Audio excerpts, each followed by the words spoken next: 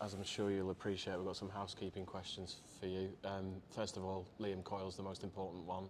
How is he, and where's he at with his recovery? He's in good spirits. He's got multiple facial fractures, so I think they'll wait for the swelling to go down and they'll operate.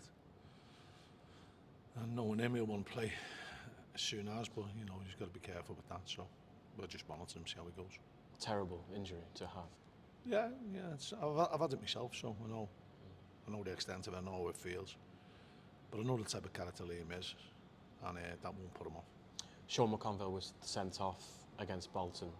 Is he suspended? There's a little bit of debate about No, whether he'll be or suspended next year for the Papa John's. Do you think that's the right rule? I don't know. I don't make them. So. Yeah.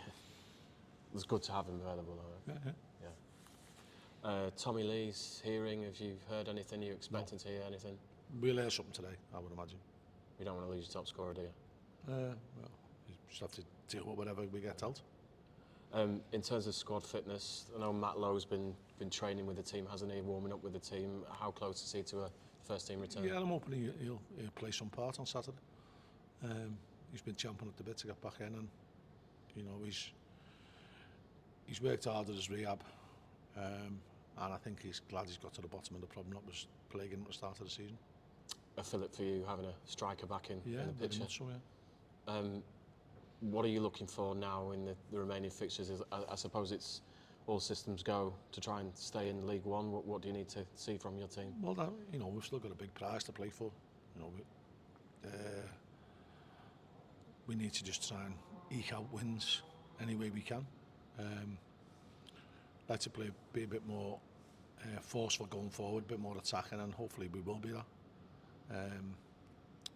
And sometimes what pans out in the game governs how your tactics go. But for the majority of the time I've been here, we've played on the front foot, we've tried to attack teams, and I think we'll be doing that between now and the end of the season. So you think you've got enough to stay up, well equipped for it? Well, we've got enough to attempt to stay up, but there's other teams who feel exactly the same thing. If you don't believe you're going to do it, you're probably not going to do it, so we've got to believe, and I do believe, and I've got to make the players believe.